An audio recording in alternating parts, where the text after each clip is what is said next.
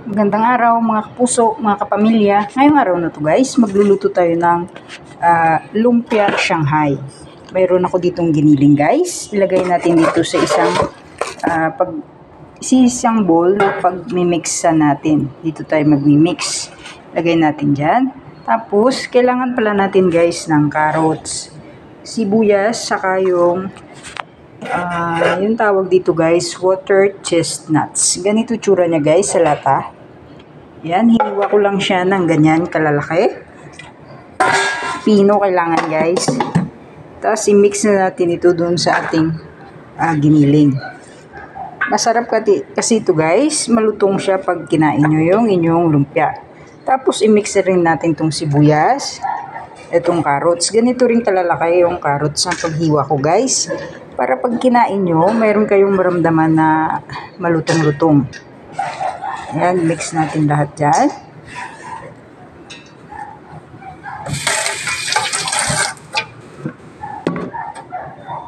Tapos, lalagyan natin guys ng isang itlog. Isang egg. Ayan, pipisain natin dyan.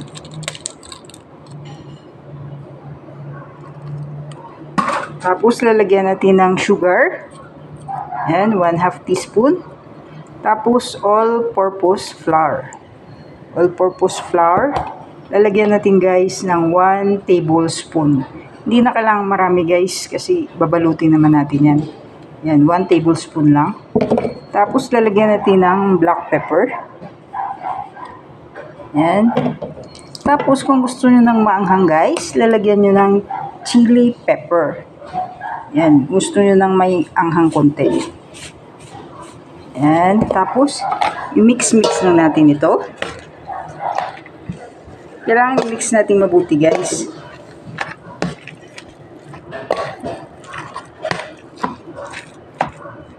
Yan, kapag na-mix nyo na mabuti guys, lalagyan nyo na ng salt.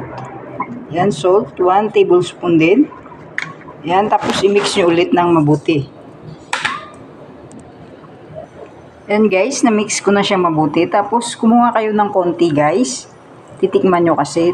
Gaganyanin nyo lang. Tapos, iprituhin nyo para sure na okay na yung lasa bago nyo siya ibabalot. Yan, piprituhin ko ito at titikman. Yan. Yan guys, tikman natin ito. Masarap na guys at malutong. Ayun, itong natira natin, lalagay muna natin sa ref. Siguro mga 20 minutes bago natin babalutin. Lagay muna natin sa refrigerator. Mga ilang minuto guys, mga 30 minutes ko to bago tinanggal sa ref. Ngayon babalot na natin itong ating lumpia. Ito, kailangan lang natin ng tubig saka itong ating wrapper. Kung gusto nyo namang lalagyan nyo ng cornstarch, pwede rin yan guys, yung pandikit nyo. Pero sa akin, tubig pwede na. Magbabalot na tayo. Ganito lang gagawin nyo guys, ilalatag nyo lang yan. Tapos, gaganyanin nyo lang. Palaparin nyo ito. Yan. Pag kinain nyo to guys, sobrang lutong kasi nga dahil dun sa ating nilagay na water chestnuts. Masarap yun guys.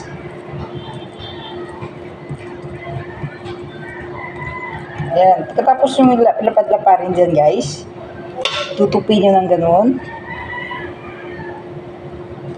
Ayan. Tapos dahan-dahan. Paliit lang ng paliit guys. Ganyan. Para masikip yung pagkabalot nyo.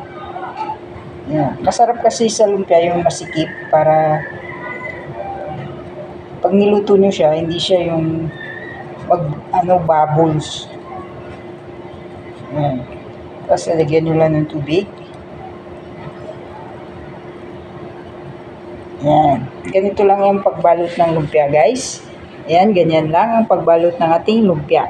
Ngayon guys, nagpakulo na ako ng mantika. Ganito na pala kadami yung aking nagawa.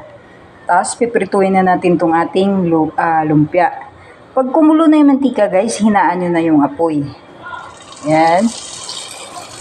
Tapos dahan-dahan yung ilagay.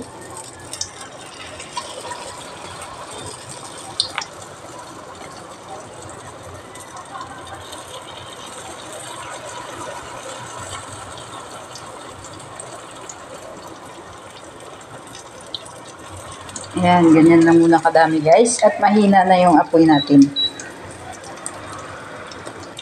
Ayan, tapos baliktarin nyo guys.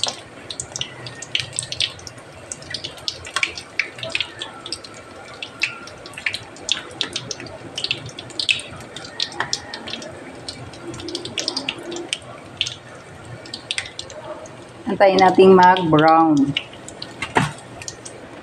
Pag ganyan ang itsura guys, luto na yan guys. Tingnan nyo, mahina lang yung apoy guys. Sure na maluto yung loob. Yan, kailangan talaga mahina yung apoy para maluluto yung loob ng ating lumpia. Tapos tatanggalin na natin ito. At kailangan mayroon tayong strainer. Diyan natin patutuluin. Yan.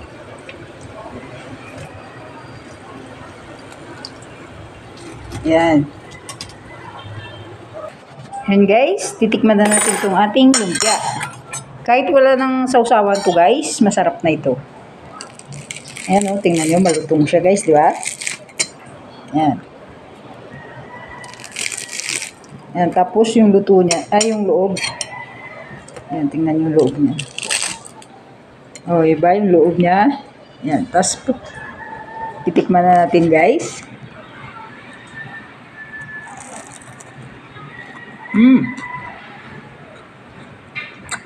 Ang sarap guys. Promise. Gayahin ito guys. At sobrang lutong. Thank you for watching. Bye bye.